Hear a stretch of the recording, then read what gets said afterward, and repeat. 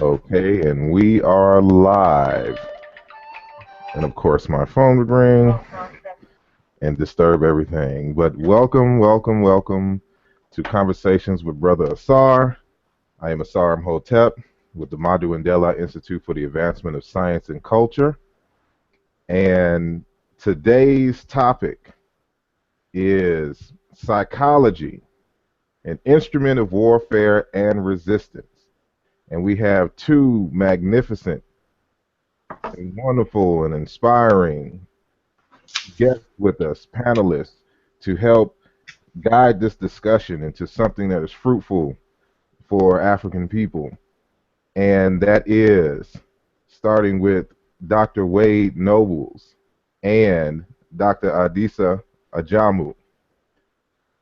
I want to say, oh, hold on, we're getting a little disturbance. Oh, there we go. I want to say Ikaru to Dr. Nobles and Ikasan to, Ikaru to Brother Ádìsá, and Ikasan to Dr. Nobles, and that is good morning to Dr. Nobles and good afternoon to Brother Ádìsá. We're basically all across the United States on this panel here, from the East Coast to the West Coast. And I'd like to thank y'all for joining this discussion with us. So how are y'all this afternoon and this morning? I'm doing well. Yeah, I'm blessed, brother. Thank you for having me. All right, thank you. To set some context for this particular discussion, I'm going to read a description and I'm going to read the bios for those who are unfamiliar with our panel today. And so to kind of give a framework for this discussion, I'll just read the description just as stated. Prior to the announcement of the Ferguson grand jury verdict, one that was to decide if the police officer Darren Wilson would stand trial for the murder of Michael Brown, the governor of Missouri, Mr. Jeremiah Nixon, issued Executive Order 1414 declaring a state of emergency for Missouri in anticipation of civil unrest as a result of the grand jury's verdict. This announcement was made on November 17, 2014, 7 days prior to the announcement of the grand jury decision. The anticipation of the civil unrest from the African American community by the predominantly white governmental body leads one to suspect that a psychological analysis was conducted by the state on African Americans, and it was determined that given a negative verdict for the Officer Wilson, African Americans would more than likely riot. Thus, the National Guard would be needed to quell the insurrection. Using this current event as a pretext, we ask the questions: what is psychology?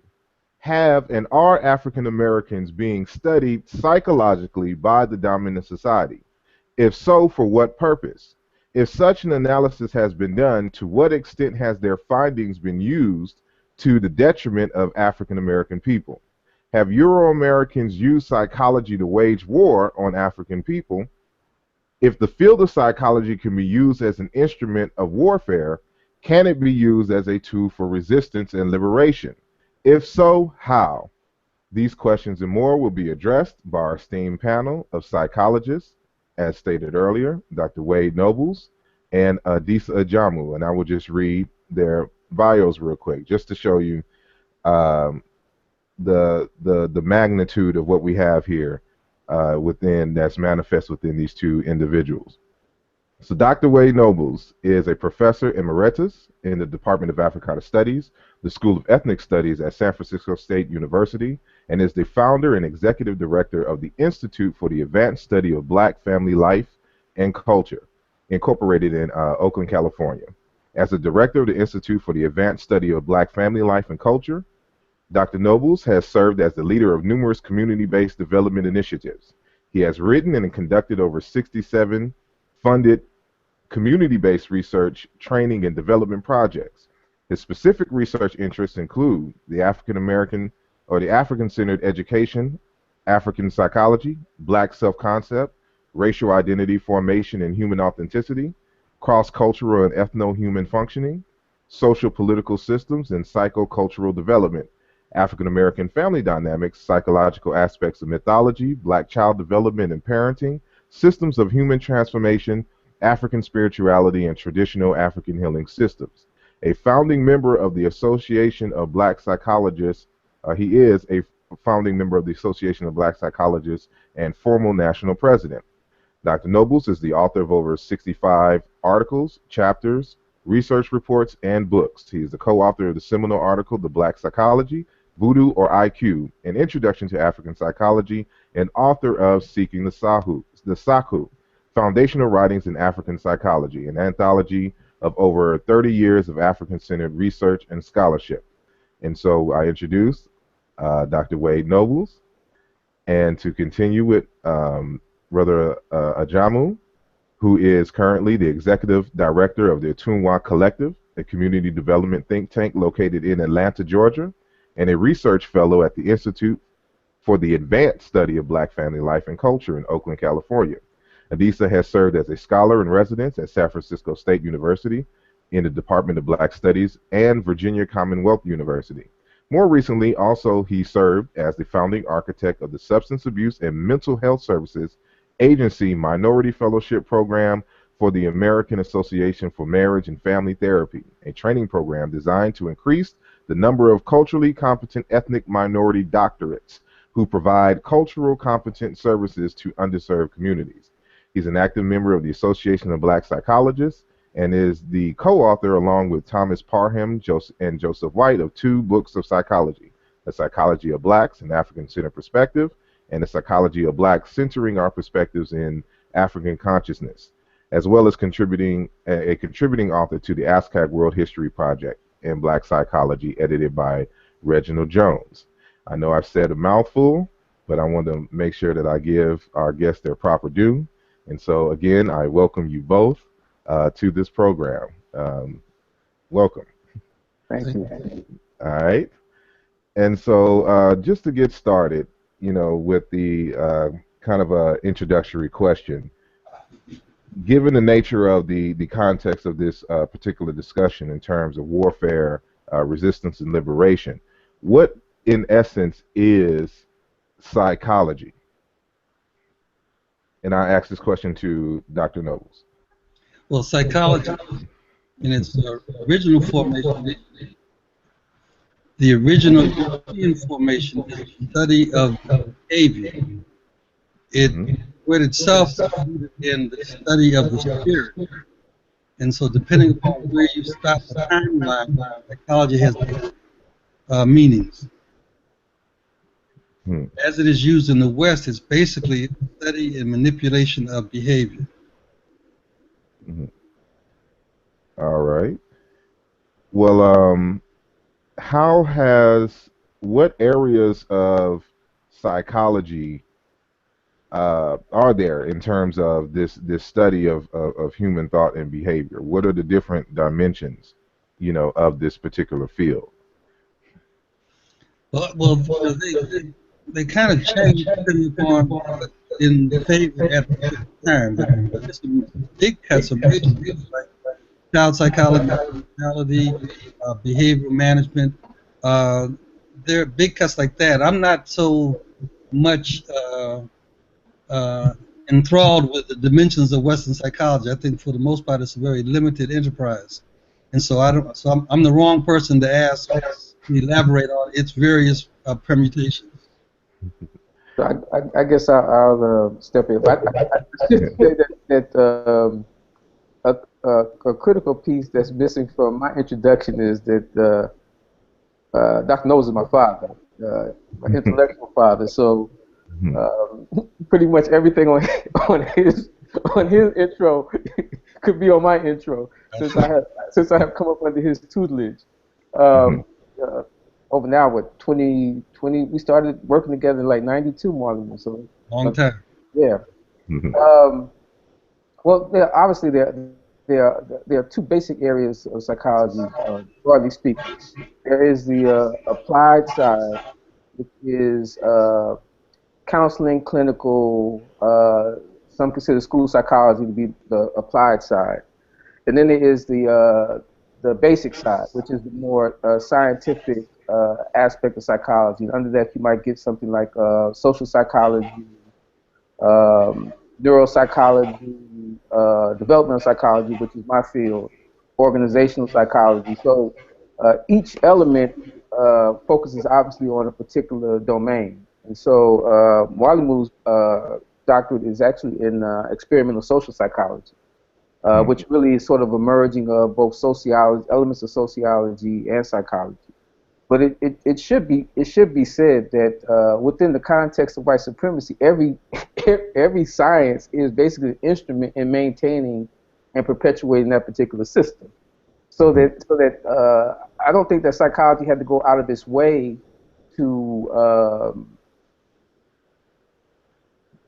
disturb or to attack African people. That is the very foundation of psychology itself, because it's founded as an instrument within the context of white supremacy, is designed to be harmful to African people.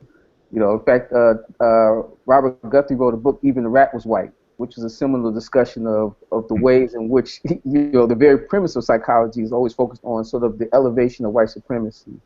And as a counterpoint, really, to sort of always use it as an instrument to attack African people. The genius of us is that whatever we come in contact with, we find some way of trying to improvise and transform it to allow for some form of human transformation and transcendence with regard to how we sort of move into it.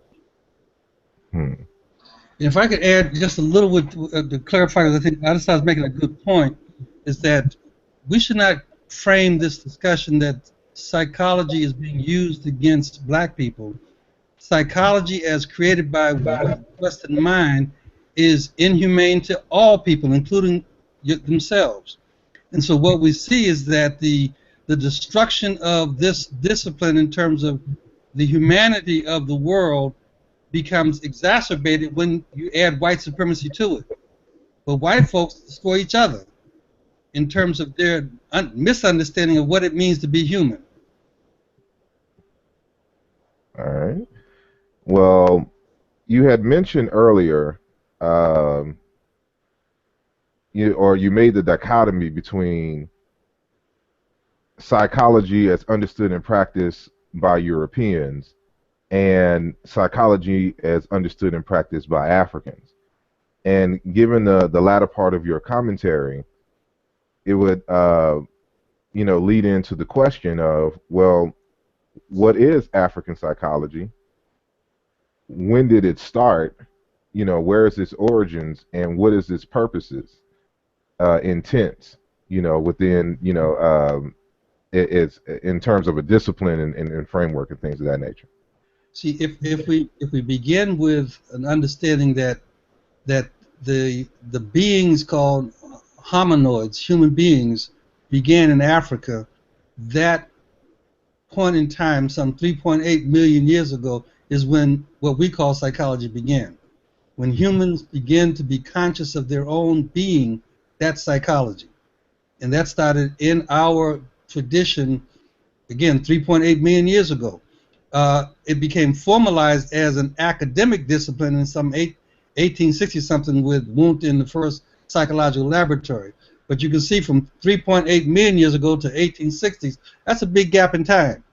And that we know less about the psychology of humanity because we're only dealing with the psychology as an academic and professional discipline starting in the 1800s. Would you like to add on to that, brother? Their own consciousness, that's psychology. I would also, to add to Mwalimu's point, is that there's also a distinction in terms of where the emphasis is.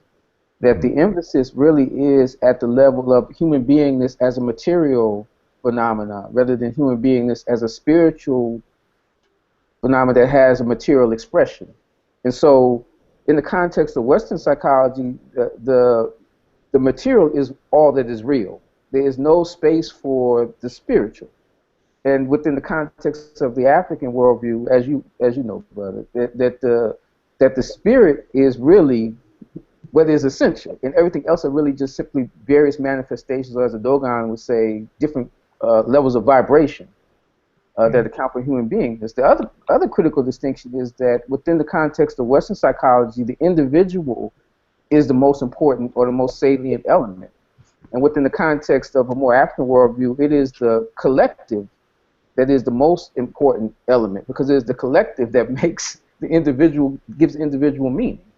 And so you have this model of individuation, and at the core of all sciences carry within them the worldview of the people that create them. And the worldview within the context of Europe has been always conflictual, always warlike. And so it's not surprising that you have a concept of an id, the ego, and the superego, in which the id and the ego are in conflict or battling with one another, and the superego is always the referee. So that's a very different concept than, say, the African notion of personhood, which the goal is to have some kind of harmony, some kind of synergy within the community of self, as Dr. Naim Akbar would say. And see, just to be real careful, I would like to offer that we not accept the idea of there's a distinction between African psychology and what we're seeing as European psychology. The fact of the matter is that there is only human psychology that began in the African mind, and there's been some historical morphing of that, or mutation of that, or limited understanding of that, which we now see as European psychology. So it's not a distinction between African and European. It is African psychology is the expression of humanity's understanding of itself across time that gets mutated into a limited understanding, which we now hold up in high regard as European psychology. So it's not a distinction, it is a morphing or a mutation, in my opinion. So in context, basically what it appears that y'all are saying is that it's fundamentally a difference in culture, not necessarily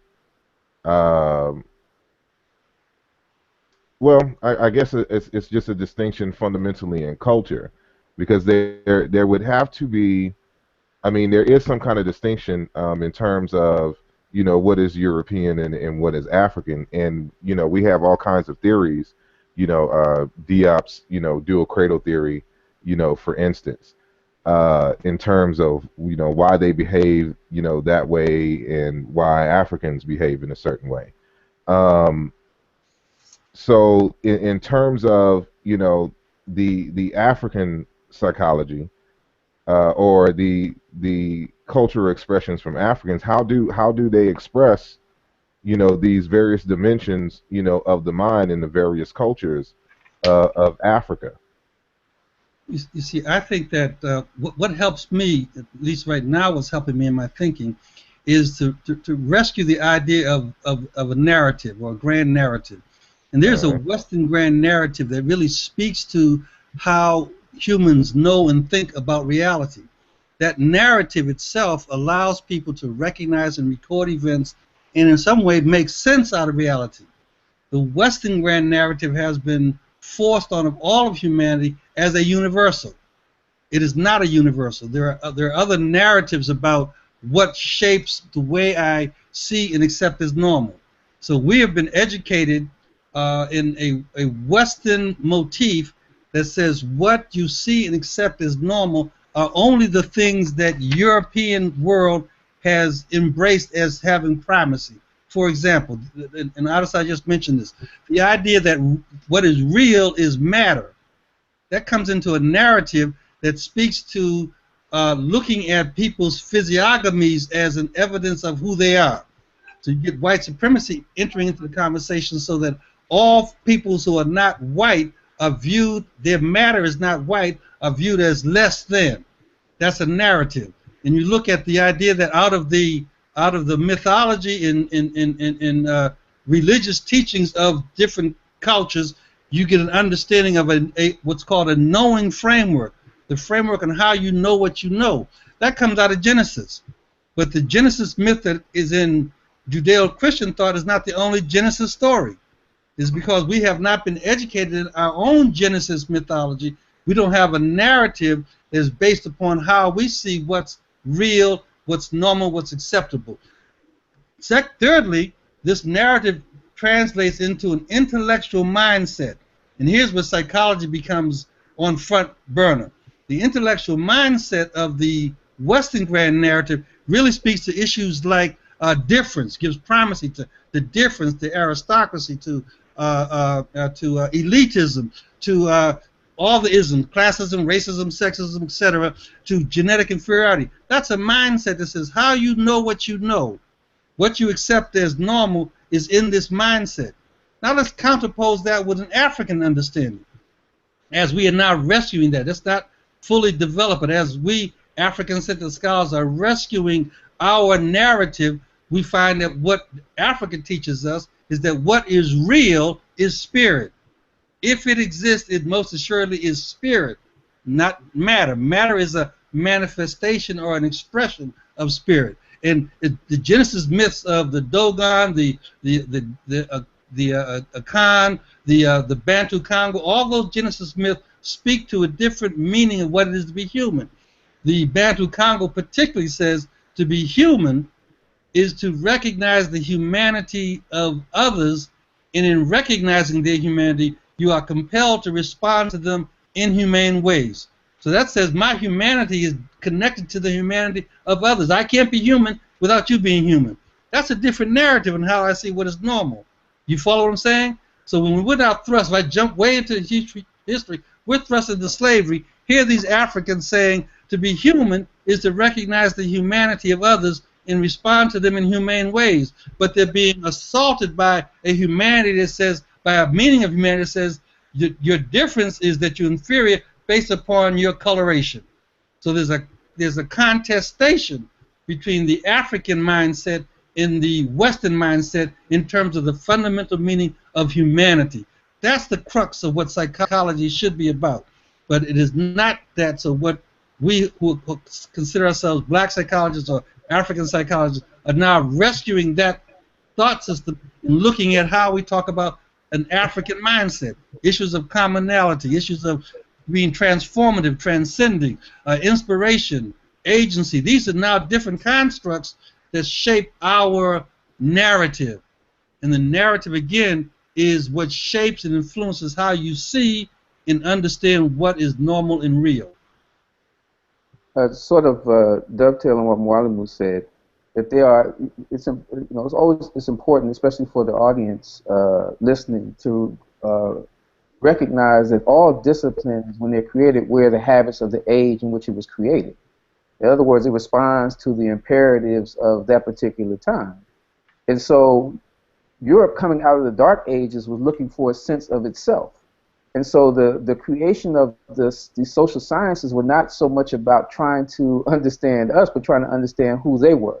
Mm-hmm. And so the disciplines were designed by them because they had no sense of who they were. They defined everything by virtue of what they were not. So we became the savages, and since we were the savages, they became the nobles. You know, so that this whole idea of different equals deficient logic that Mwalimu was referencing really comes out of a context of them trying to find their identity. You know, we see this every day on Facebook. Somebody will make a statement about somebody else. In other words, they're trying to find themselves as an act of negation rather than an act of affirmation. They're saying, look, I'm not this, and because I'm not this, that makes me the other thing. Sure. And so part of the challenge here is that Europe, you know, if you look at basically the development of anthropology, which is essentially the science of otherness, what the Europeans are trying to do is they're trying to figure out exactly who they are. But rather than delve deeply into their own sort of experience, they decided that they were going to create an other, and that by playing off of the other, they created the notion of who they were.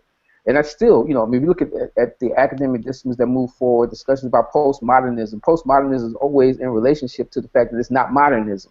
In other words, it has no space to say what it is on its own without some kind of antagonistic relationship to something else that it deems as less than or deficient. Dr. Nobles mentioned in his last commentary this concept of normalcy and how European psychology and or culture has centered themselves as the universal norm. Um, but I would like to know, what is our norm? What does it mean to be normal in our sense, in terms of the African American sense? Uh, that we don't have to look for a sense of normalcy within them. What is normal for us?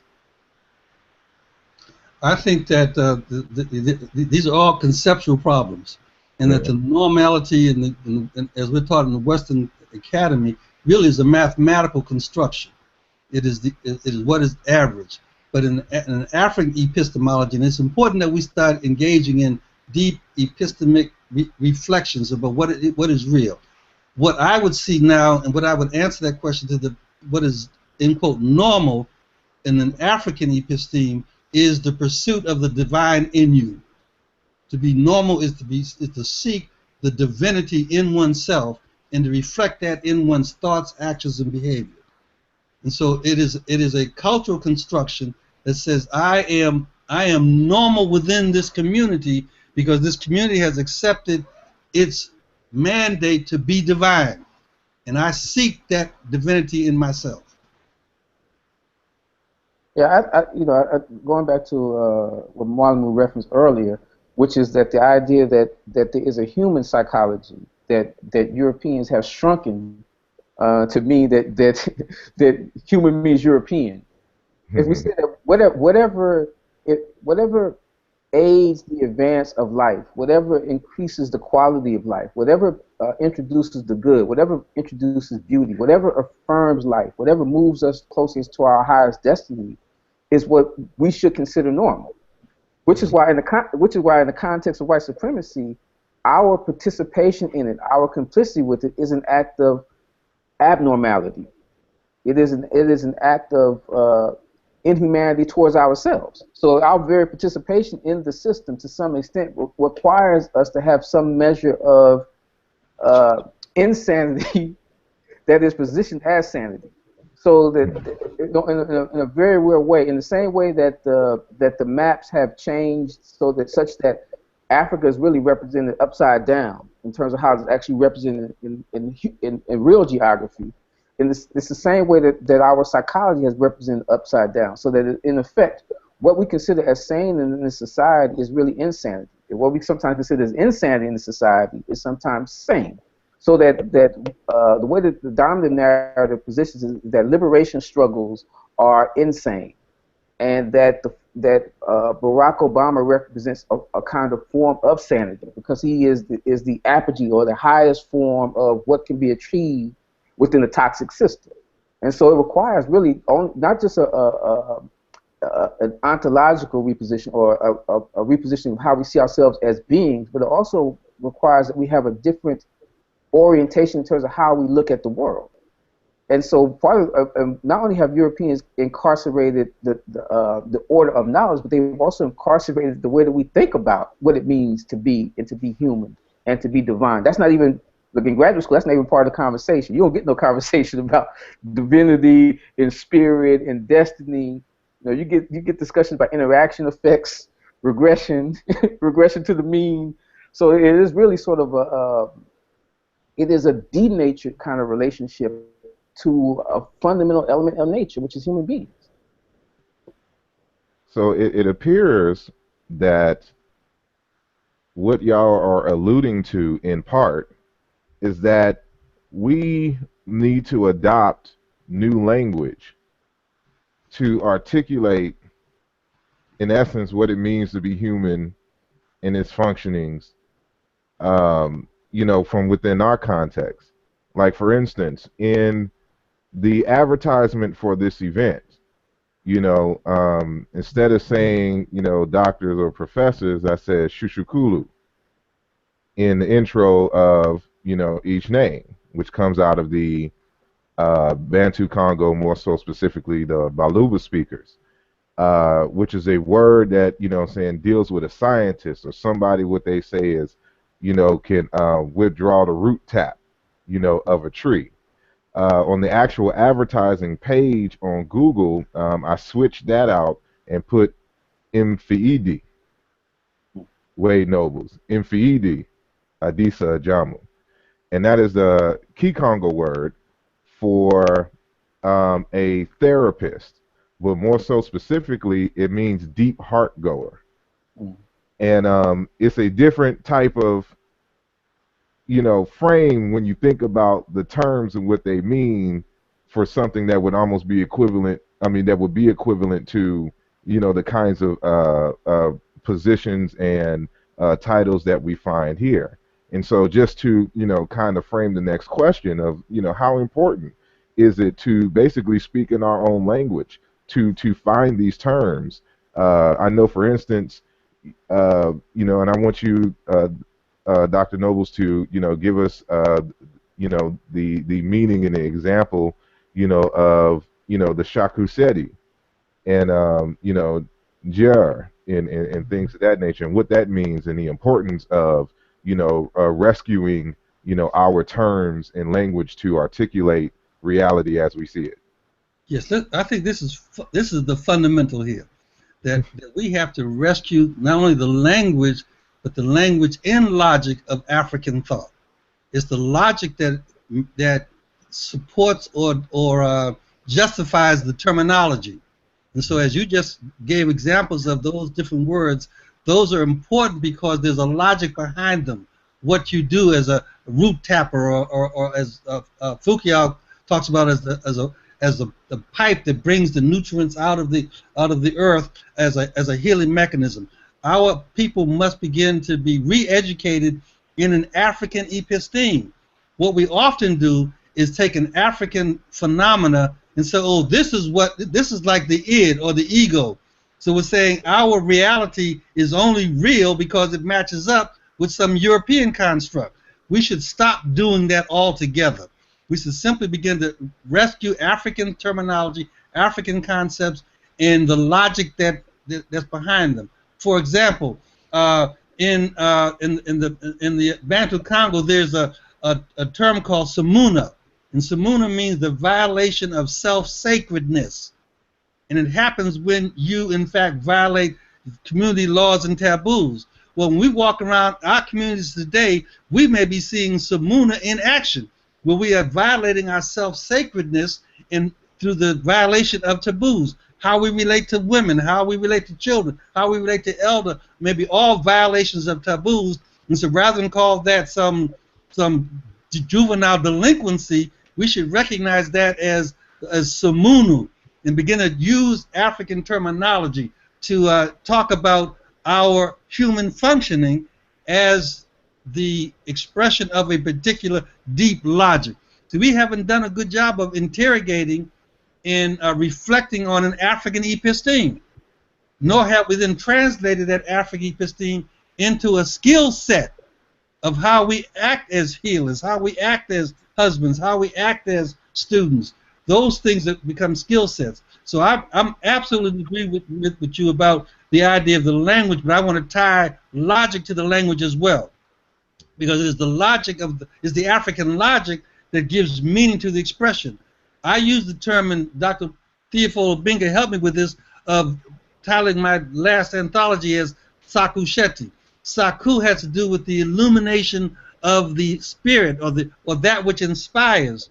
And so when you look at this notion, and I've been making a sort of polite argument with my colleagues that we should grow beyond being black psychologists and become Saku-gerists or Saku-shetists, because black psychology is simply putting an adjective in front of European psychology and saying it's something different. We're greater and deeper than that. The idea of a Saku-ger, here's the logic, is the process of understanding, examining, and explicating the meaning, nature, and function of being a human. That's some deep, heavy stuff to do. You don't just do that by giving a Rorschach picture on a piece of paper. The Saku Sheti conducts a deep, profound, and penetrating search, study, and mastery of the process of illuminating the human spirit. It's all about understanding that inner divine essence. That's back to your earlier question. What makes it, what's our normal is to seek divinity. But there is in us, in African thought, a notion called Ngolo, which is the inner self-healing power. How do you tap into that inner self-healing power of Ngolo to rectify, to restore, to rehabilitate the damage caused by white supremacy? So the logic is equally important as the language, and we don't want to end up having our community putting African words on caps like they did with X, with Malcolm X, and not know nothing about this man's experience. We have to have the language in the logic. Yeah, there's part of this is also transformational. In other words, in the context of a struggle, you have to recognize that people are going to be at different places. And one of the ways in which white supremacy works is that you invest an inordinate amount of energy in getting this degree. And this degree confers on you some specialness. And there is an investment in that specialness. So that black folk are unwilling to walk away from the title psychology in part because there's a certain ego investment in it. And so part of what you're going to see is that there is sort of, I see it as a developmental arc. So there are folks who are going to just do hardcore, just straight Western psychology and try and push African people into that box. There are going to be those folk who just, Marlon was more diplomatic, but I would say just they're going to put a kufi on Freud. You know what I'm saying? They're going to throw Freud in some African gear, and they're going to try to make that work. And then there are going to be those folk who are sort of trailblazers. They're going to say, look, we need to go further than that. But along the trajectory, the development trajectory, each is an important point. In the same way that in our community, a lot of people came to consciousness by going into the Nation or the Panthers, and then they moved from the Panthers to African spiritual traditions. So there's a developmental trajectory here. So I try to be aware of that and try to recognize where people are. Because Marlon is one of the cats that always was way ahead of the curve. Like he was talking African psychology in the late '60s when folks were still trying to figure out how black folks fit into psychology. So there's a trajectory here and an arc. The other part that I would want to raise is that language is important because language is also the primary conveyor of culture. It's the primary transmitter of culture. It's also the transmitter of what is meaningful to a people. And so on one level, language is important because it also carries with it the umbilical cord, if you will, that transmits nutrients from one generation to the next. But it's also important because at a level of just basic energy, that words are sound waves and sound waves are light waves, and so that the words that we speak, the vibrational tones, also are absorbed by the body. We don't actually hear, we feel sound.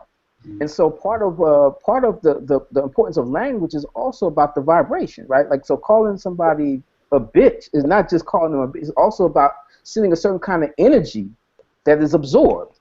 That's why many of us who are engaged in sort of this human reclamation, spiritual reclamation project, focus so much on the negative vibes in the music, because what you listen to does have some impact on the arrangement of your spirit, because it is energy interacting with energy, and energy is neither created nor destroyed. It merely changes forms. And so language is important at two levels. One, at the level of transmitting culture and memory and identity, and at the other level, at the level of transmitting energy that has transformative impacts that Marlon was referencing. Powerful, powerful. It reminds me, Dr. Nobles has evoked Dr. Fukuyama and some terminology from that he has brought forward in his works, and it reminds me of one of the terms that he uses that the Bantu Congo use for the earth, the meaning of the word earth, which is a futu. And so a futu really is a sachet. So if you see African people wear those little bags, or especially priests, and they have their hidden medicines in it, the earth is called a futu, which has been tied up by Kalunga. Kalunga being one of the titles for Nzambi or the divine, and it speaks to the nature of the logic behind African terminology. And because if you look at the earth as a futu, a sachet, with hidden medicines, you approach your interactions with the earth differently, because you see it not as a rock, the third rock from the sun, something that has no life, or just dirt as the word earth means, but as a living entity, which is the source of your healing. And so, you don't pollute the earth in a way that has been fashionable in modern times.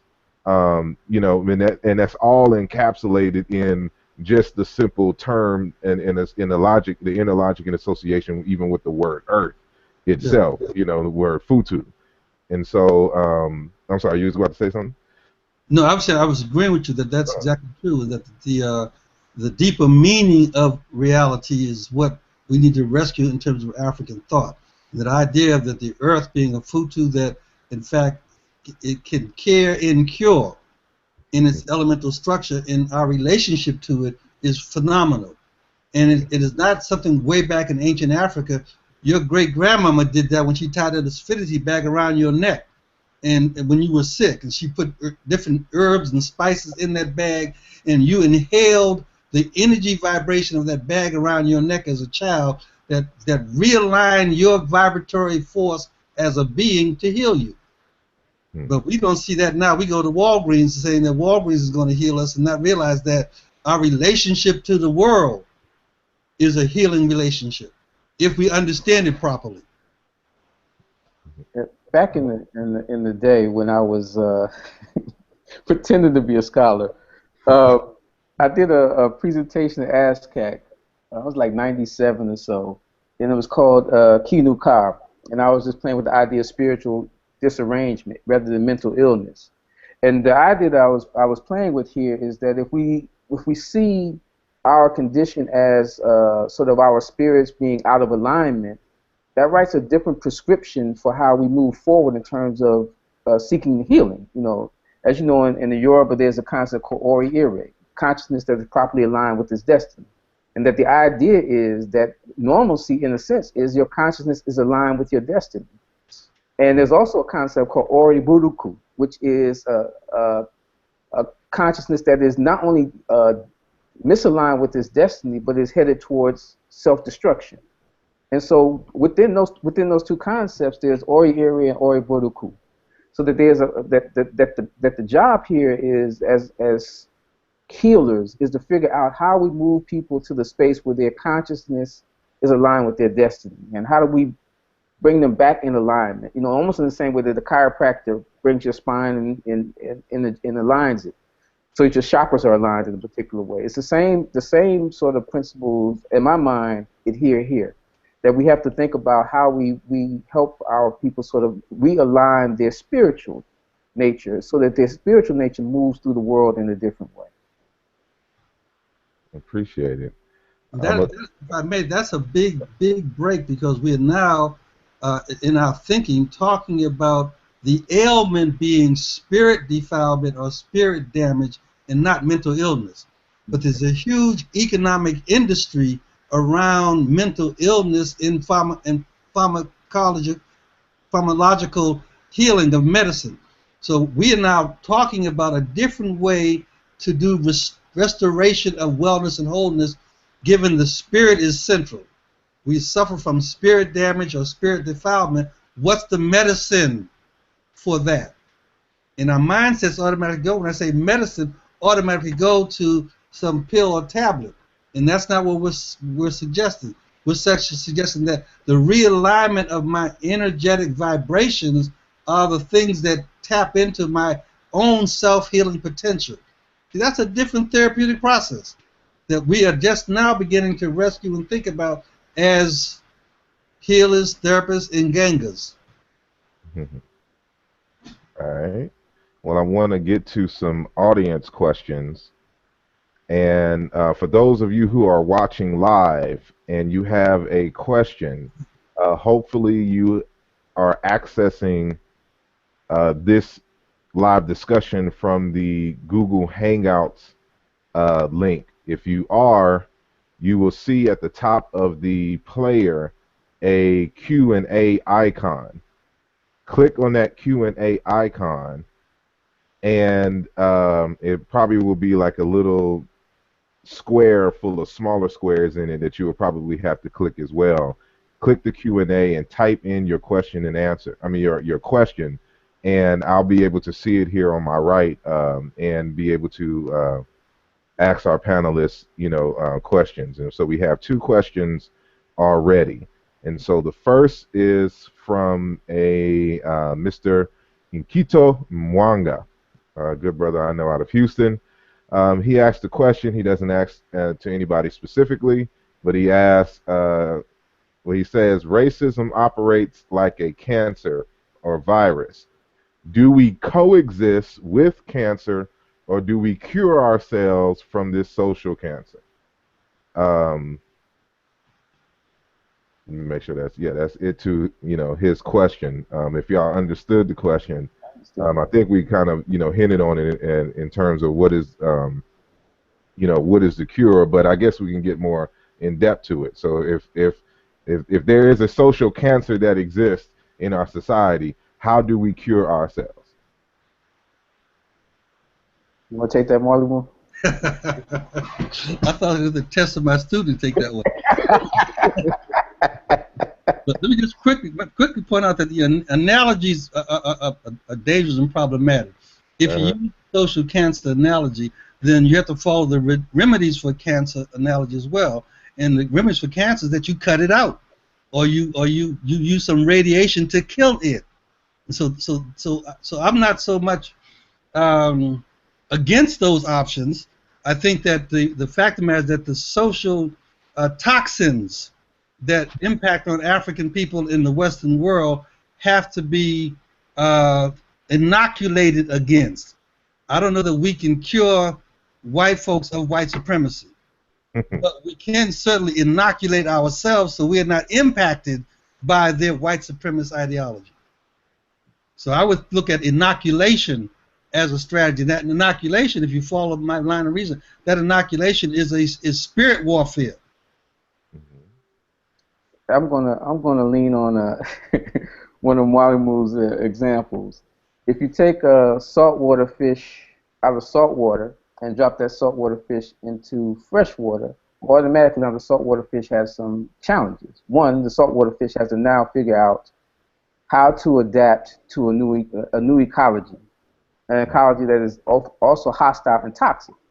And so while the freshwater fish are looking at the saltwater fish and wondering why the saltwater fish is so colorful, and why the saltwater fish swims the way that it swims, and why the saltwater fish pants sag, and why the saltwater fish always drop their TH and use Ds. You also have other saltwater fish who are wondering why the saltwater fish don't act more like freshwater fish. And so now the saltwater fish who think that they are freshwater fish and the freshwater fish now begin having a conversation about what's actually wrong with saltwater fish. And the whole time, no one's having any conversation about really what's happening, so that you have to take the freshwater fish scholastic aptitude test, right? So everything is designed to measure how well saltwater fish are actually becoming freshwater fish. And the whole time, no one is asking the question, what would happen if you add salt to the water? That if you put saltwater fish in their own ecology, or you create an ecology that is hospitable to them, then they can move in a way that is natural for them. And so part of our challenge here is that we are in a toxic and hostile ecology. And so you have to sort of evaluate your people's behavior in a hostile and toxic ecology, not just in terms of what is wellness and what is unhealthy, but the degree of adaptation. So wellness becomes how well people are able to successfully adapt to a toxic ecology, since they can't leave it, as opposed to simply saying that they're sick. It's just a question of, well, who are making good adjustments and who are making poor adjustments in a toxic ecology. In the same way that if you put any fish in toxic water and all your focus is on simply the fish and not the water, you have missed a critical element of your analysis.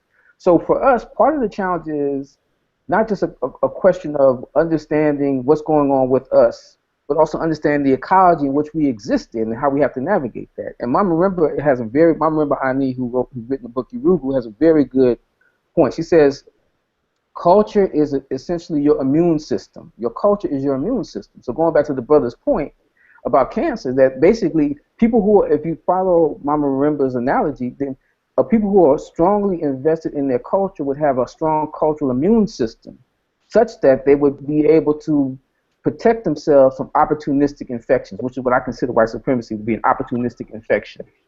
So that's part of the challenge. All right. Well, we have a second question, and this one is coming from Mariah, and I know I'm going to murder this last name, Lichtenstern. She can correct me later. Her question is, isn't our, in quotes, cultural preservation, framing of other, psychologically or pathologically, the same as theirs?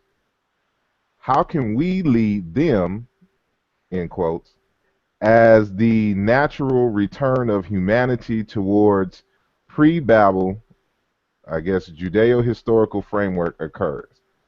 I'm going to read it again. Isn't our cultural preservation psychologically, pathologically the same as theirs? How can we lead them as the natural return of humanity towards the pre-Babel or pre-Judeo-Christian Abrahamic religious as occurred? So I guess, is it? I understood it. Yeah, you understand it? Yeah. So let me just say that I reject the premise on 2 points. On the first point is that if you're walking down the alley and somebody jumps on you, starts beating on you, and you decide to punch back, that's not you doing the same thing to them. that's a complete misreading of the situation. That our very presence in this context is a result of an onslaught of African humanity, potential, possibility, and progress.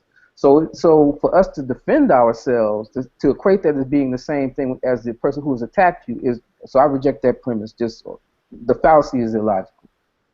The second one is that our goal is not to lead anybody anywhere. We're not trying to do the same thing that Europeans have done. What Europeans have done is they have taken a cultural particular and tried to impose it as a universal.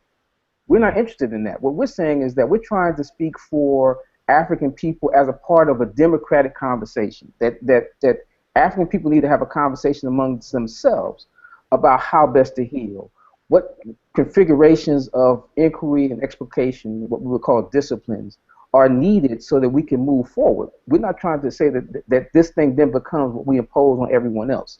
So and then the third premise is just that a Judeo-Christian ethic has about as much meaning in this context as Hanukkah has as a Kwanzaa event.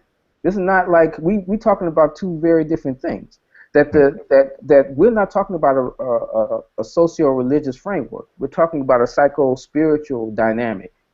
That in the same way that you might talk about physics. Physics is not necessarily the property of Europeans. It is the understanding of how the laws of nature operate, and we may have different interpretations of that based on cultural frameworks. But the phenomena itself is not culture. See, I think that it in some ways is a very simple answer to that question. And an answer I get from Louis Farrakhan. He likes to make the point that when the light turns itself on, the dark knows what to do. So just being African is the answer. We're not trying to do anything to Europeans. Our task is to find the divinity in our humanity and to walk in the world as dignified human beings. If we do that, all those agents of toxicity will know what to do. All right. Okay, we have 2 more questions. This one is, it seems like we love this analogy, but this one's coming from Ronald Thomas, and he's asking, what is the role of the spiritual leaders? Is there a role for Christian leaders in dealing with this cancer that is white supremacy? There's a role. Anybody who is victimized by toxicity, they have a role to defend themselves and to heal themselves from that toxicity.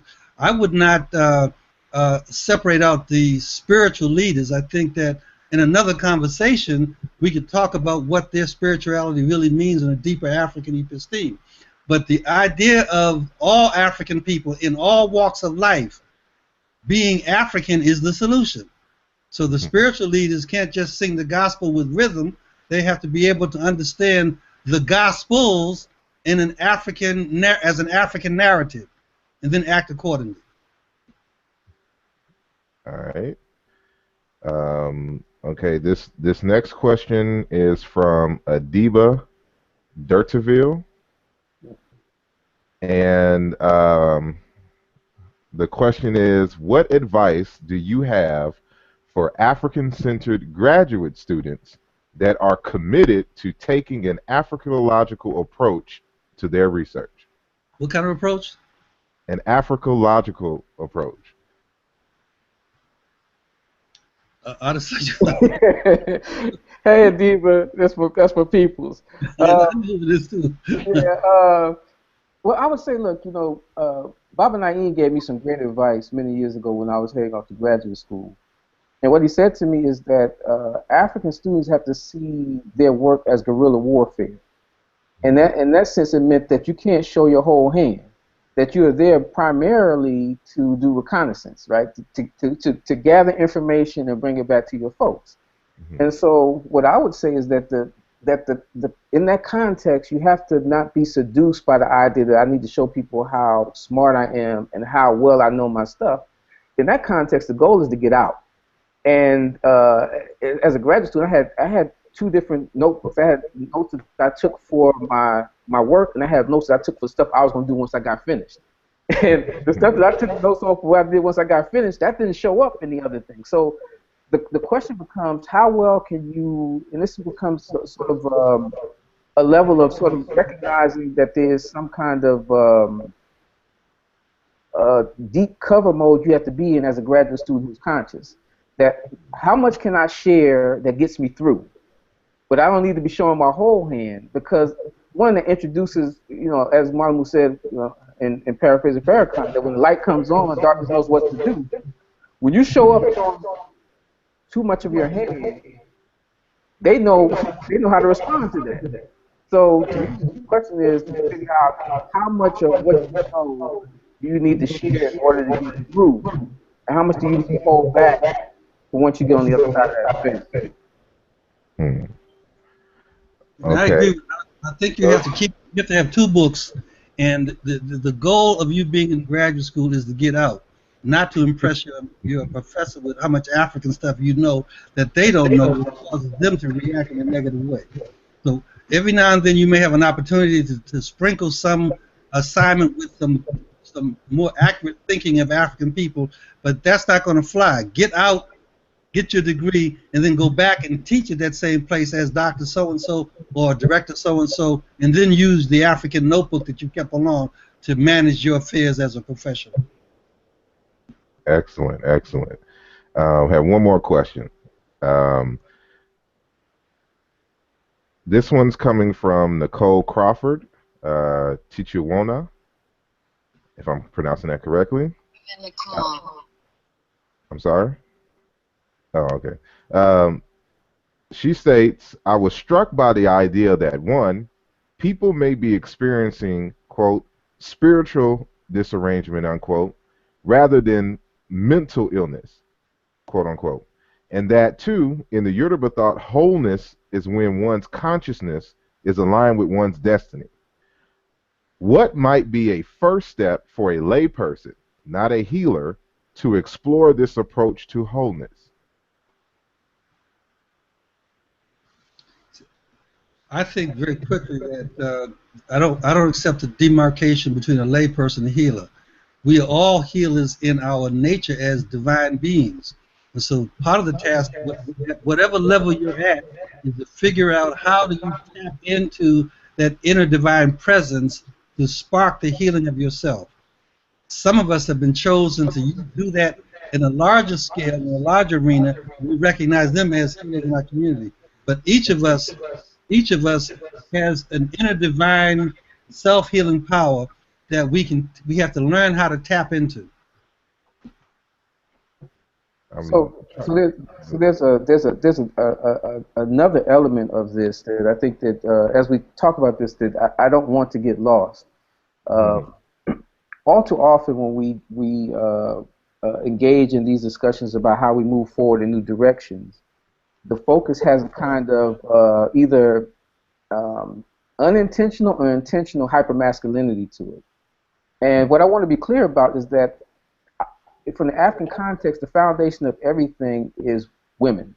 It is the source out of which our most basic understandings of human possibility, potential, and power emanate from. And that our myths tell us this, you know, the Asar Set story, right? And Madu is one who really sort of educated me on the importance of myths, because what they tell us about the deep thinking of a people. And so, just sort of briefly, I mean, you know this story, Asar, but briefly, that Asar is killed by Set, and he's cut up into 14 pieces, and it is Set who finds 13 of the 14 pieces and puts them back together, and then sends her spirit in order to be able to be impregnated. That to me says that the fundamental notion around human transformation and perfectibility can only happen through a relationship with the sacred feminine. And one of the mistakes that we have made far too often in our work is that there is an unintentional, oftentimes, hypermasculinity that really removes the feminine principle from the discussion. That the feminine principle is essential, and that it is this feminine and masculine principle and fruitful harmony that is out of what the cosmos sort of develops out of. And that any conversation, in my mind, that talks about spiritual development, healing, and awareness must have at its primacy an understanding of the sacred feminine.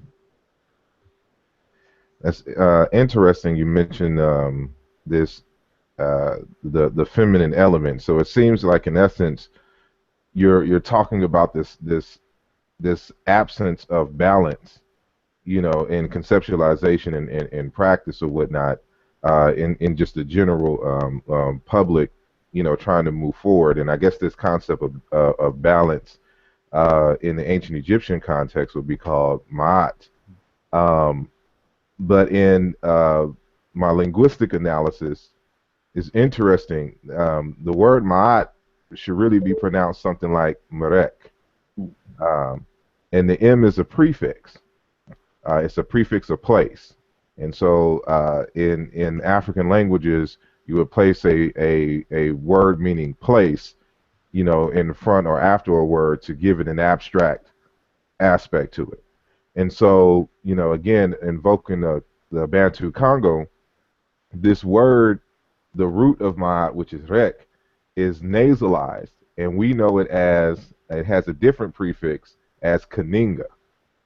And so when you're reading Fukiao's work and you're talking about kaninga, you mention he mentioned, you know, lay persons being Dr. Nobles, I mean, mentioning lay persons being healers. He discusses this, you know, really in depth in his text. I was trying to look for it. It's probably somewhere in my library behind the veil behind me. But self-healing power and therapy.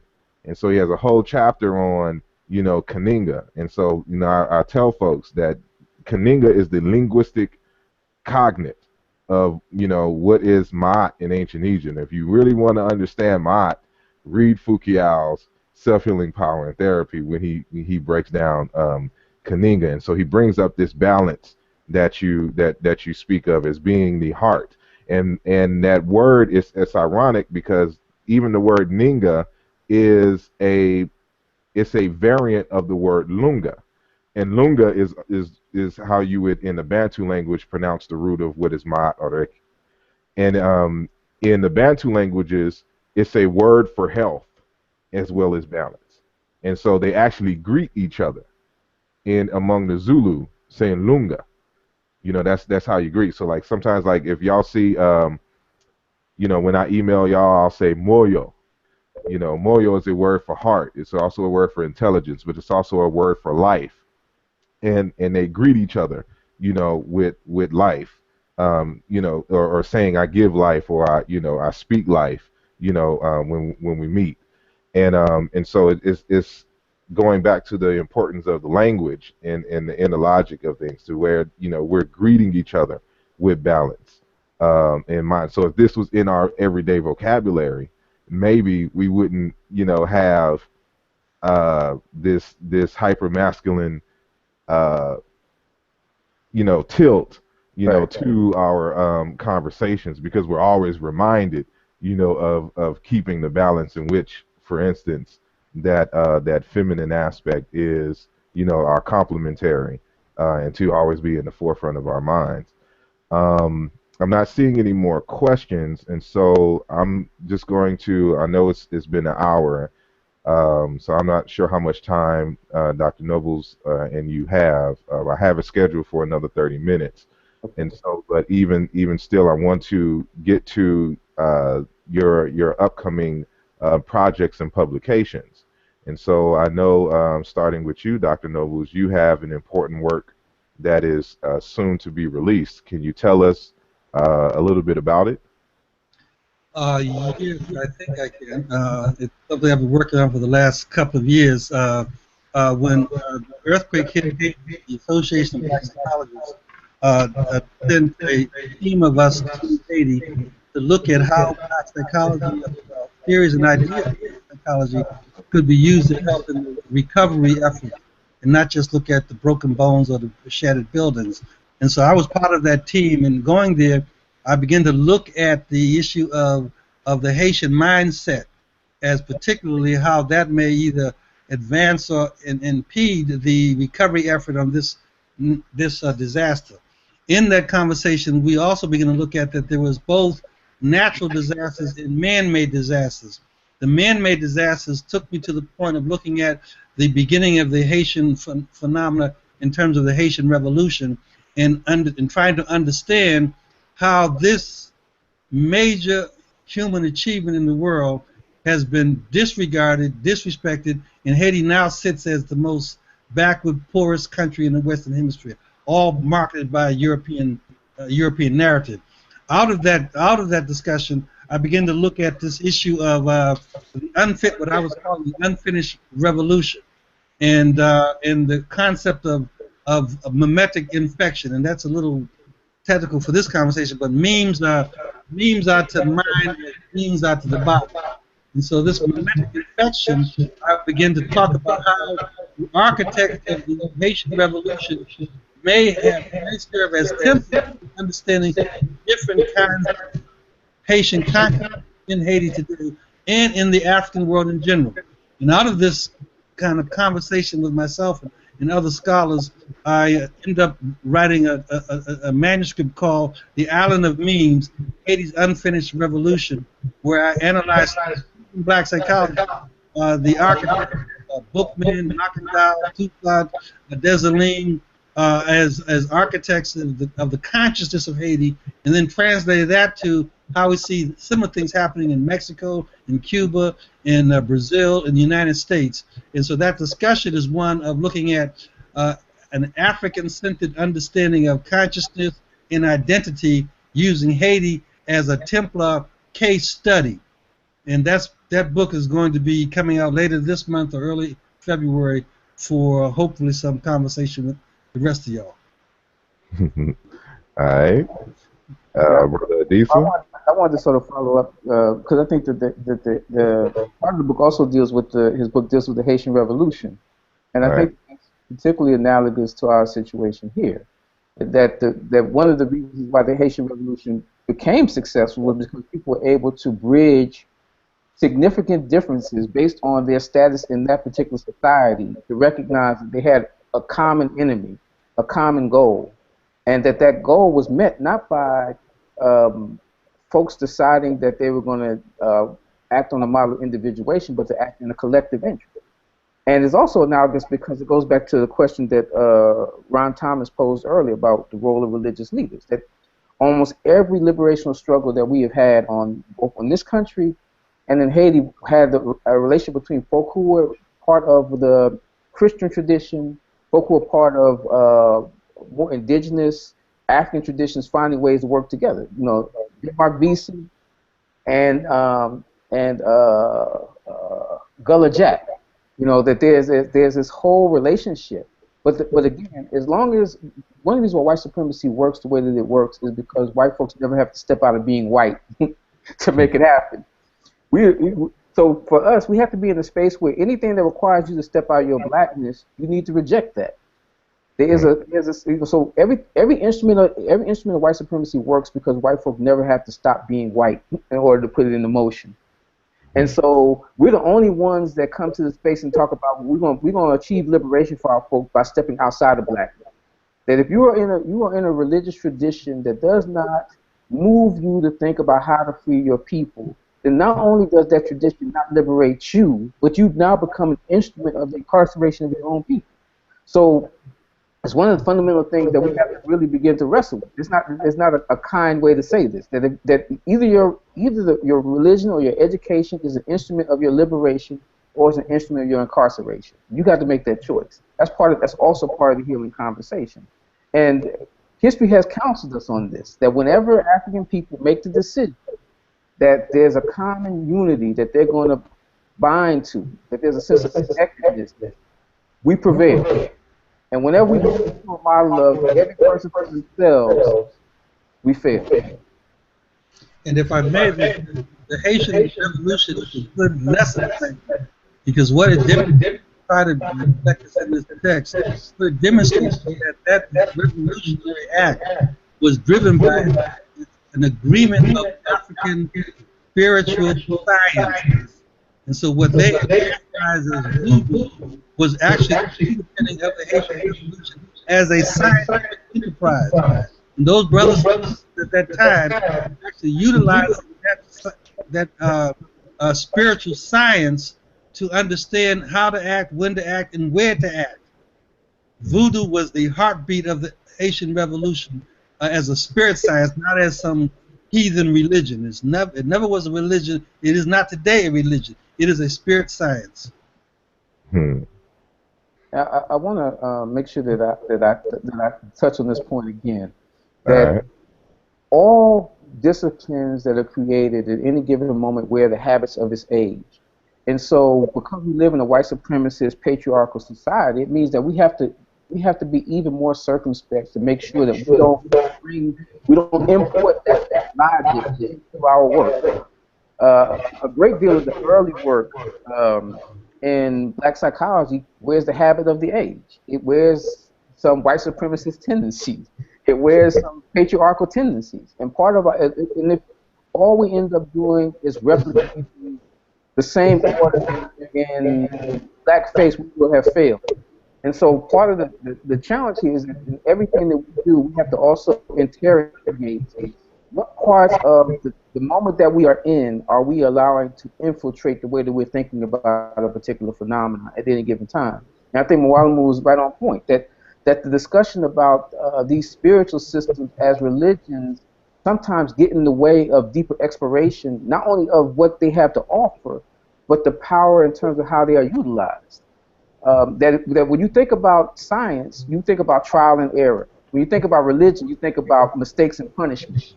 One aids discovery thinking, the other one shuts it down. So how we think about entering into these spiritual systems shapes the context in which we are able to gather information, or we're closed off from it. And so it's also important to recognize that that's also part of the function of white supremacy, to get you to always focus on, because we do emotion and they do reason.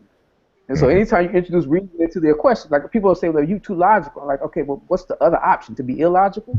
You know what I mean? Logic is, every system that we operate in operates on the basis of logic. You read any book a certain way. You know, when we do EFI and you throw to a quell, there's a logic to the pattern. There's a logic to the sequence. And so, again, we have to make sure that we are not bringing into these spaces habits that are a function of the context in which we exist. All right. We do have one question in the question and answer app. This one is coming from Nakiri Sion. The question is, what is the best step for African American youth to do to move forward in leadership in this corrupt society? That's a youth question. I was Well, so one of the things that we talk about in the book Black Psychology is that there are 7 cultural strengths that African Americans have that allow us to maintain ourselves. One of them is improvisation, right? And we see this a lot in hip hop, right? You know, freestyle is the big thing in hip hop. So one of them is the ability to be able to engage in a situation and find a way to improvise in such a way that you turn a deficit into an asset. The other is resilience, which, you know, I always say it's not what knocks you down, it's what you get up from, and then what you do next. And so part of it is teaching our young how not just to be resilient, but how to use that as an instrument to transform, right? You know, I mean, I come from the South Bronx. One comes from Rock. We come from the cut. You know, so you get knocked down, and it's not enough to just get back up. It's about what you do next. And so part of the challenge is, you know, when I'm in juvenile detention facilities talking to cats, we got the story about how they've been knocked down and how they keep getting back up. I'm like, yeah, but when you got up, you did the same thing that got you knocked down before. So that's not a strategy. The other thing is connectedness, right? And again, we see sometimes these sort of African people that are distorted in toxic content. So when we look at gang activity, there's a connection.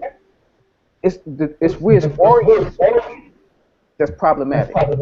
And so again, you know, improvisation, resilience, connectedness, spirituality, and this is religion. It to have a connection to something that is greater than yourself, that inspires you to excel your highest expectations. Is to have a belief in something greater than yourself that inspires. And we see this. I mean, you know, cats will be balling. They be on the court like 8, 9, 10 hours a day. Cats will be, you know, writing bars on the bus. So they have something there. To me, that's a spiritual exercise. The question is what is it directed? Right. So again, I'm identifying something that we already have in us. We just have not used in ways that advance our agenda. And then emotional vitality, or we would in the neighborhood, keep it real. There's a great deal of unhealthy behavior because we hold so much in that we don't find legitimate ways or healthy ways to express this emotional vitality that's so much a part of who we are. So I would say those 5: improvisation, resilience, connectedness, spirituality, and emotional vitality are 5 elements that I would say work well with any group, you know. And I would add that Ádìsá was breaking up a little bit on my side, so I wasn't hearing everything he was saying, but I know it's got to be right because I know who taught him. What I want to add to that discussion is that the Congo have a term Simba Simbi. You stand on that which hold up that which holds you up. And so young people need to not be intellectual lazy and to study the best thoughts, the best ideas of our tradition. Stand on that. Not to replicate it, but to refine it and to make it more better. But you have to stand on the drop out of the sky. We come from a long tradition and the simple idea hold up that which holds you up. All right. It seems like you were kind of breaking up there too, so I'm hoping that, you know, it's nothing wrong with the overall connection. We left off on upcoming works of Dr. Nobles, and I left off of the biography, the upcoming works coming from Brother Ádìsá, and so I want you to, you know, kind of tell us what you got coming down the pipeline, as they say, Yeah, so in terms of academic work. I have two books and very of one is an intellectual history of black psychology, with an eye to what Marlon and I have discussed today, and the other is a collection of essays on African culture. Some of that, excerpts that tend to show up from time to time on Facebook. I also want to mention that I have a blog that I write for the Association of Black Psychologists, and actually my next entry this week will be on the Asar myth and its implications for family and relationships. You can go to the site abpsi.org, and at the top is a link for the blog, and then you can find my blog that I write. I appreciate it. You are definitely two powerful brothers, and these questions keep coming in. So they're trying to get it in while they can, because we don't know when we'll get two of you together in a forum like this. So I hope we can get these questions answered within the next 10 minutes. And so this one's coming from Obafemio. He says, "Thank you for your insights. This is a very important and commendable work. My questions are, what are the greatest obstacles or threats to psychological liberation? And two, what are some of the most accessible practices that everyday people can initiate right away?" I'll read it, the first one again. What are the greatest obstacles or threats to psychological liberation? Since I know Brother Obafemi pretty well, I know who you want to hear from. so Wally Wu, why don't you handle this one, man? I don't know whether he wants to hear this or not, but for me, the greatest obstacle to psychological liberation is not knowing that you are okay. Believing that we have that everything is okay. Just have a problem. All right. Yeah, I would just add that everything that in a society in which everything is designed towards your oppression, everything that you engage in consciousness that is not also directed towards ending your oppression is in some way complicit in keeping you oppressed.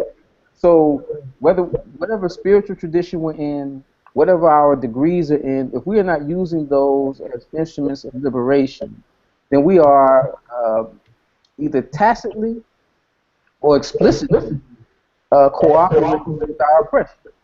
And so, part of the challenge is that we have to find a better way of making people understand that blackness is the most important thing. Your Africanity is the most important thing. Everything else emanates out of that.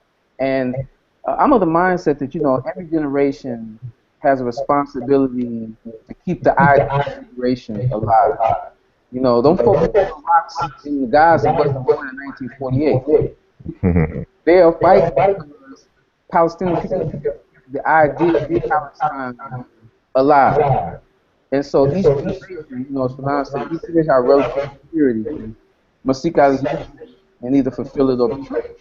And I see our mission at this time is to really do our best to keep the idea of African liberation at the forefront, to keep the idea that African men and women working together for harmony is the sure way of achieving that liberation, and that any conversations that require African women to coordinate themselves in anything to African men is to cooperate with white supremacists and our oppression.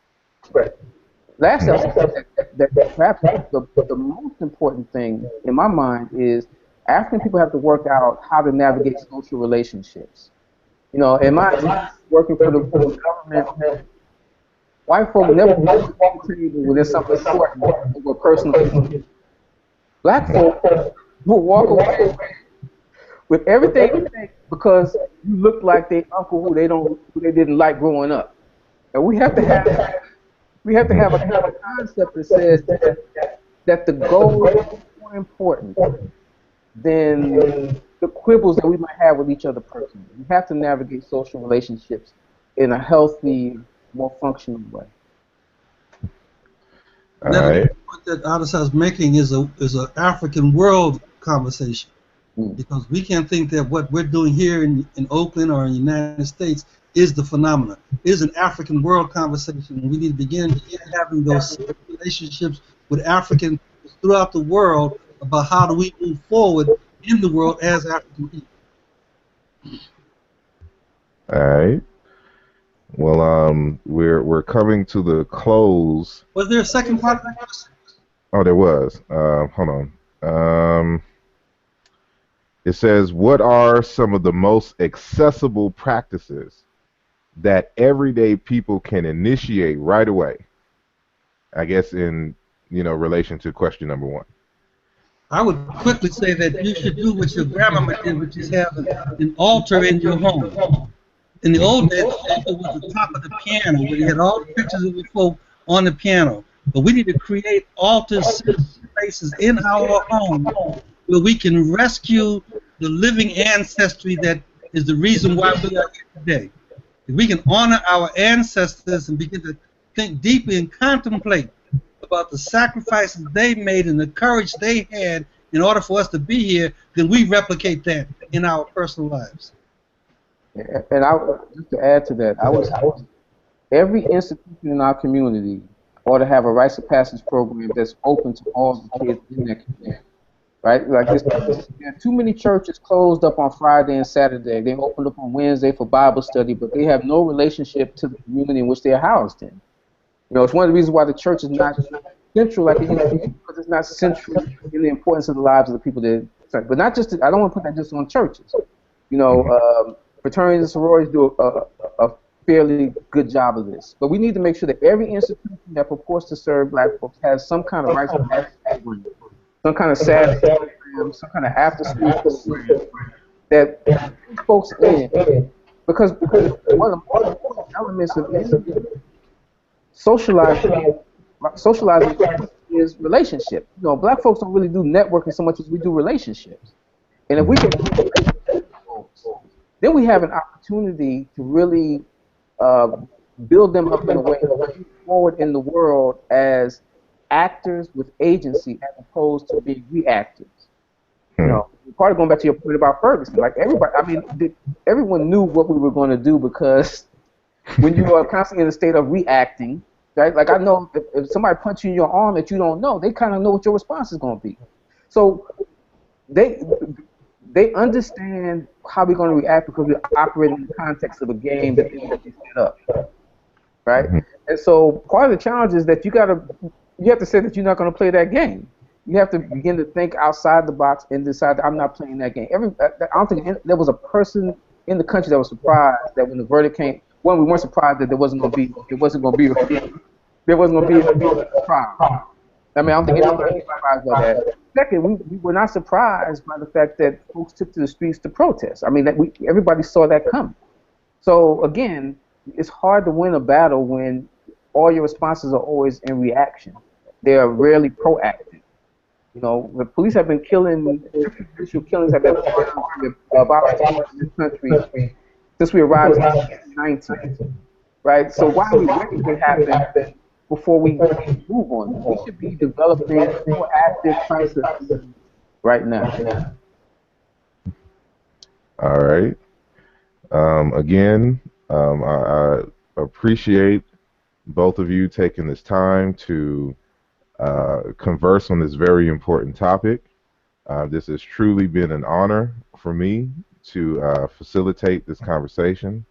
I remember back in like 99, 2000, when I was an undergrad and was taking my African American Studies courses. Y'all work stood out, in those courses. And now a number of years later, I'm sitting here in conversation with, people who I've studied, in you know at that critical period of my intellectual development.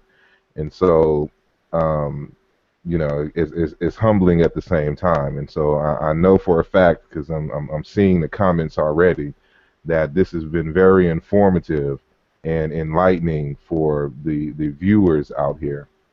And the questions keep coming. And so, you know, I don't want to, you know, hold y'all up, you know, but unless y'all just really want to answer these last three questions, you know, that's on y'all. But I'll wrap up, you know. I defer to my own. You have to, you know. That is the last question, so there's no point stop. You know, well, I'll just say this. Well, I'll ask this, you know, again, if they want to, you know, get in contact, you know, with you all in terms of, you know, asking further questions or, you know, purchasing your works or anything to that nature, do y'all have some websites? I know you mentioned yours earlier, but I want you to repeat it again in terms of your blog, Brother Ádìsá. But where can they find you at, Dr. Nobles? Just Google my name.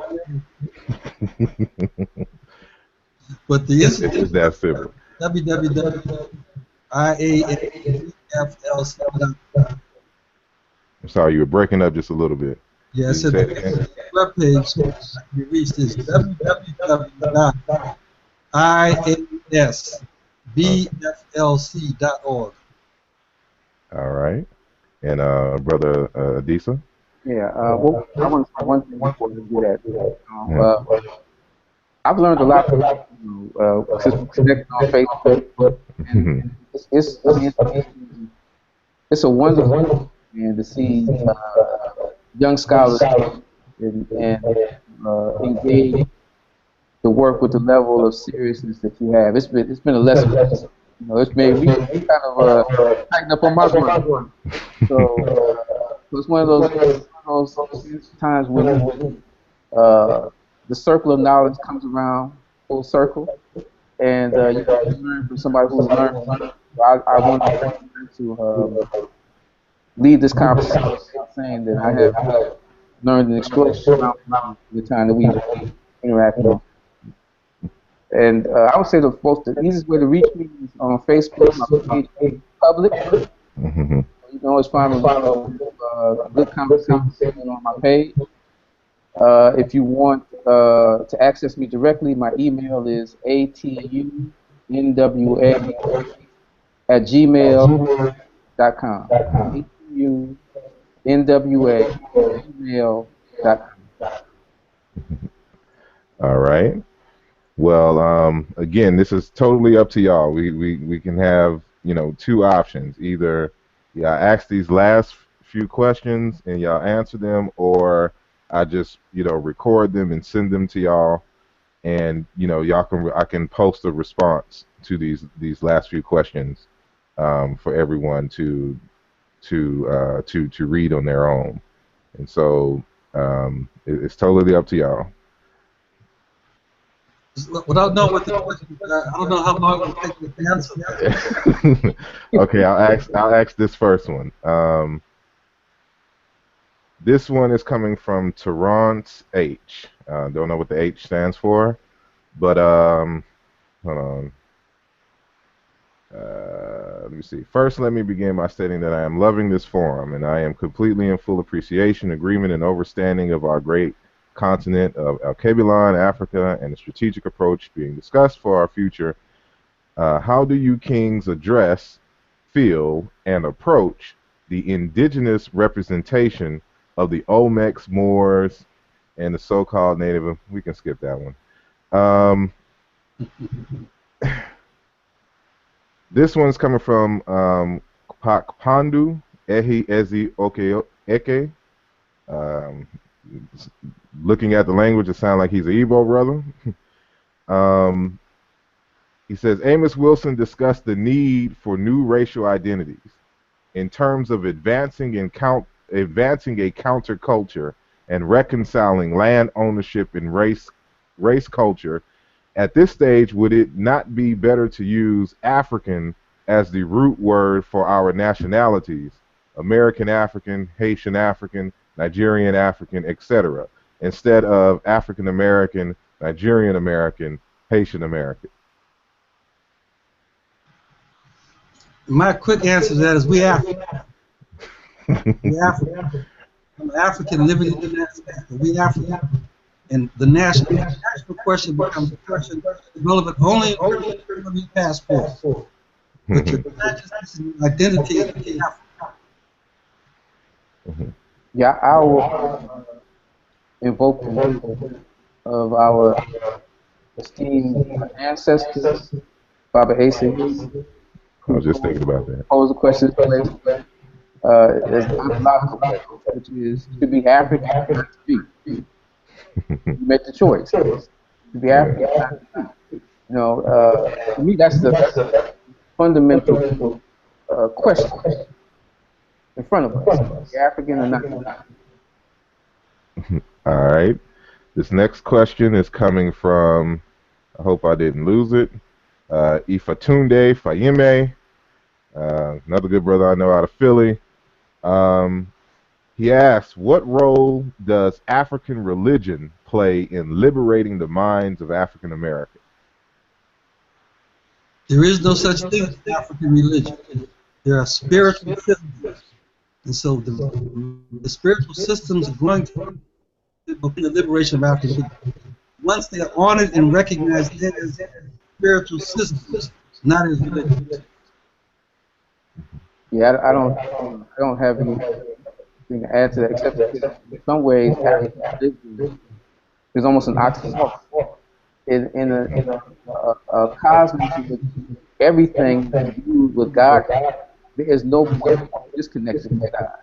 Therefore, there's no point that you would need to bind yourself to God. It's just a practice of living in harmony with nature, divine. And that in many ways, these spiritual systems are technologies for how to do that. They are science. They are scientific. There's a scientific understanding and a technology for living. That is what these systems offer us. And again, coming back to the idea that how we enter into these things, we're the habit of the age, because so many of us have been introduced to these systems through a Judeo-Christian kind of context. Many of these systems we're the habits of those, so it's not uncommon to have Ifa and Vodun and others. We're the habits of a Judeo-Christian kind of understanding. And our thing is that you got to free yourself to the point that we don't need to travel through the footpaths of Europe to get to our deep thought. we can take the express train right past that neighborhood and go straight to the source. And that's where we should be. Alrighty, this is the last question, and I'm getting a lot of comments saying that there's feedback, and they really can't understand it. Maybe my mic. I'm trying to see if everything's echoing into my mic. So I'm gonna ask the question. I'm gonna pause. So somebody let me know if that's the issue, and then I'll know for next time. But the last question is coming from Kim Kefaab Menefer Shepsutera. And he asked, it seems Haiti's success was a result of the people being in close proximity, which allowed for those genuine interpersonal exchanges to incubate a collective self-image to rival their oppressors. Do African Americans eventually need to sponsor their own quarantine? In my study of the Haitian Revolution, I have a different characterization of that. That there were definitely segments of the society that didn't think that they were black or African. It's only when stuff got so tough they had no choice. So that it was really the context forced a kind of unity that would not have existed otherwise. People forget that in the context of Haiti, there were actually black folks who owned enslaved Africans themselves. So and they were very much part of the planter class, part of the aristocracy in their own way. You know, it's just like in this country that they, you know, during the enslavement experience, there were certain black folks who owned other Africans. So what changed was the context that forced, you know, that forced them to recognize their conditions. Those folks who thought they had privilege, like folks in this country that they had privilege, that forced them to recognize that their position was at best precarious, and that they needed to organize in a way to protect their interests. It's also instructive that Dessalines, who understood who he was as an African, and Toussaint, who thought he was a Frenchman, had very different fates. Toussaint thought he could bargain with the French. He went to go talk to them as a Frenchman and ended up dying in prison. Dessalines ended up becoming emperor, which is his own kind of limitation, but because Dessalines understood he was a black man and what that relationship would be. So to me, there's a lesson in the Haitian Revolution that when you stand in the center of who you are, it sets up a context for how you relate to others and how you relate to the world. And that determines what you allow in your space and what you do not. All right. Well, I think that's, I'll take that back. There's one more question. Sister Nakeri Sion again, do you think or feel that another black organization similar to the Black Panthers would be as impactful as it was for our society in the 70s, 80s, currently today, with more of a peaceful purpose? There's contradictions in that question, but you know, I think human communities create organizational structures to address a particular problem at a particular time. Right. And I also think that you got to move past this African American obsession with oneism. Right? We think we got to have one of everything. There's 42 million of us in here, so we need to be having not just one organization. How about 1,000? How about 2,000 different organizations? If they all are focused towards dismantling white supremacy, that's a benefit. You know, I remember we had the conversation about when Henry Louis Gates came out with the Africana Encyclopedia. Okay, that's one. Why are we talking about one? Why don't we have 5 or 6 of them? Why do we only have one journal of black psychology? Why don't we have 6? So again, there's 42 million of us here. We have to stop thinking about our efforts as being one, as opposed to like as many as we can possibly produce. Okay. I agree. Well, again, this has been a very powerful and impactful discussion. I appreciate both of you for one again having the discussion and for the extended time to make sure that everyone who asked the question got their questions answered. Besides the Olmec question by the other brother, but for those, you know, who are new to this channel, you know, please subscribe. You know, we have these kind of dialogues, or I plan to have these dialogues more regularly. And, you know, the first few dialogues have been mainly linguistics, ancient Egypt, writing scripts. But of course, we're expanding out and trying to tie, you know, all of this that, you know, we're learning together to, of course, in the final analysis, to dream up solutions to the problems and the challenges that African people face today. And so I'd like to thank again Dr. Wade Nobles, and even though he don't like to use the term doctor, Ádìsá Ájámú, or Mfiidi, Ádìsá Ájámú and Mfiidi, Wade Nobles, for their expert analysis and commentary and years of experience encapsulated in an hour and a half conversation. And unless there's, you know, is there anything that y'all want to say in closing? You know, I'll leave it up to y'all. Yeah, I want to. Well, thank you for this. One, just in terms of the service that you provide to the community, I mean, it's much appreciated. And I know oftentimes people don't recognize how much energy and effort and resources people put into making this happen. So thank you for that. And then thank you, because this seems to be the only way I get to see my Mwalimu. So. So it's good to see you, Mwalimu, as always. And you know, we got a book we need to do together too. Absolutely. So we need to talk about that. But Brother Asar, I thank you, and it's always an honor to be able to sit at the foot of my teacher and elder, Mwalimu. I too want to thank you, Asar, for arranging this. This this technological world is something that I get invited to very reluctantly to participate in. But this has changed my opinion. I may try to do this more often and learn these skill sets that you all seem to have as second nature.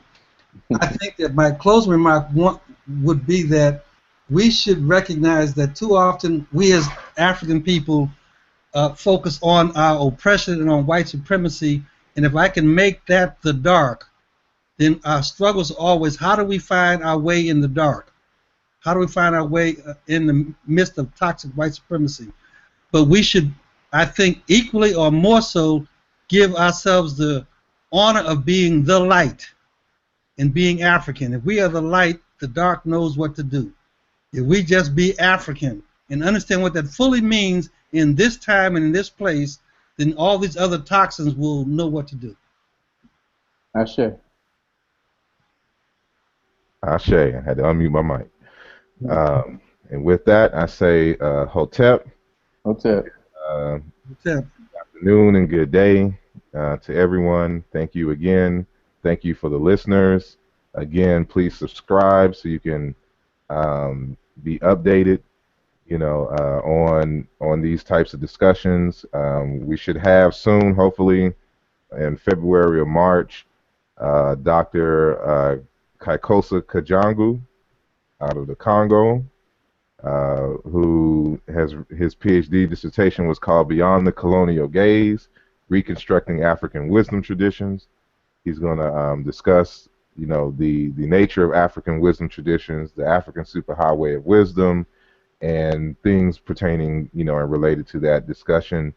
You know, of course, we'll always be discussing Madu-Ndela, the ancient Egyptian writing script, and, you know, its lessons in relationship to African thought, logic, and other writing scripts and culture. And so, you know, stay tuned. Big things are going, we say. And y'all have a good day. Blessed. Peace. Ashe.